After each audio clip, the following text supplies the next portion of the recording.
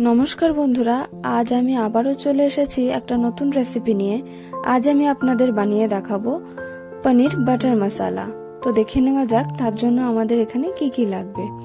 আমি এখানে 3টে বড় বড় সাইজের লাল লাল টমেটো একটু রাফলি চপ করে নিয়েছি।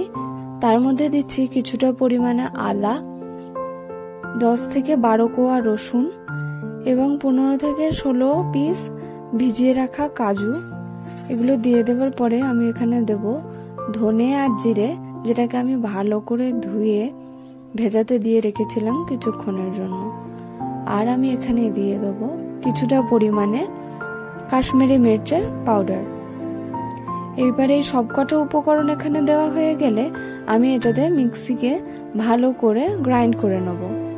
গ্রাইন্ড করে নেওয়ার পর এই পেস্টটা আমরা একটা স্টেনারের সাহায্যে ভালো করে ছেঁকে নেব, যাতে এর দরদরা ভাবগুলো একেবারেই চলে যায় এবং গ্রেভিটা যেন খুব স্মুথ হয়ে যায়।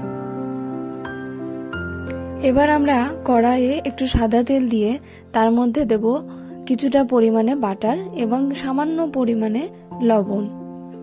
এবার এই তেলে আর বাটারের মিশ্রণে আমরা পনিরগুলো এক এক করে দিয়ে পনিরগুলো ভালো করে ভেজে নেব। এভাবে একটা একটা করে আমরা সবকটা পনির দিয়ে দিয়েছি। এখানে আমি প্রায় 350 গ্রাম পনির নিয়েছিলাম। এবার এইটার মধ্যে, এই পনিরগুলোর মধ্যে আমি দেব সামান্য পরিমাণে কাশ্মীরি মির্চ এবং সামান্য পরিমাণে হলুদের গুঁড়ো। এবার এই পনিরগুলোকে উল্টে পাল্টে হালকা গোল্ডেন ব্রাউন করে আমরা ভেজে নেব। পনিরগুলো ভাজা হয়ে গেলে এবার একটা পাত্রে আমরা তুলে রেখে দেবো এবং ওই তেলের মধ্যে দিয়ে দেবো আরো কিছুটা পরিমাণে বাটার।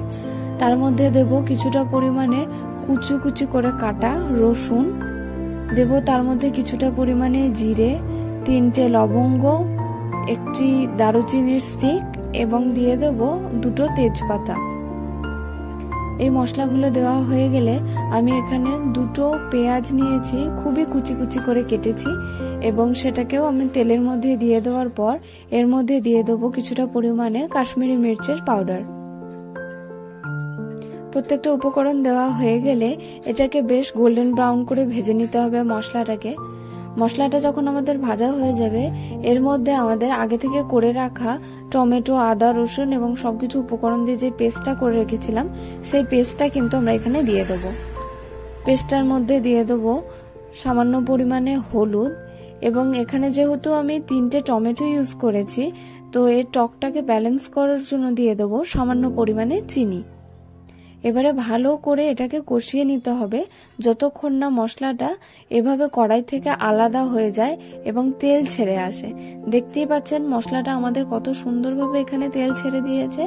তো এরবার আমরা এই মশলাটার মধ্যে কিছুটা পরিমাণে গরম জল দিয়ে দেব।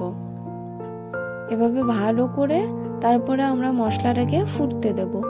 মশলাটা যখন ভালো করে ফুটে আসবে, যখন এভাবে গ্রেভিটা ঠিক হয়ে যাবে, তখন আমরা একটা একটা করে সবকটা পনির এই গ্রেভির মধ্যে কিন্তু দিয়ে দেব।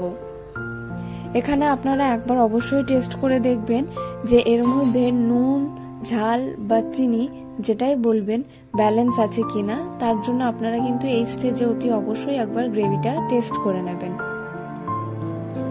এভাবে পনিরগুলো দেওয়ার পর ভালো করে ফুটতে দেব। এভাবে ভালো করে ফুটে আসলে শেষের পর্যায়ে এসে আমরা এর মধ্যে ছড়িয়ে দেবো কিছুটা পরিমাণে কসৌরি মেথি এবং দিয়ে দেবো 2 কিউব মতন বাটার। এভাবে যাতে কসৌরি মেথির ফ্লেভারটা ভালো আসে আমরা নাড়িয়ে চাড়িয়ে ভালো করে গ্রেভির সাথে কসৌরি মেথিটাকে কিন্তু মিশিয়ে নিয়েছি।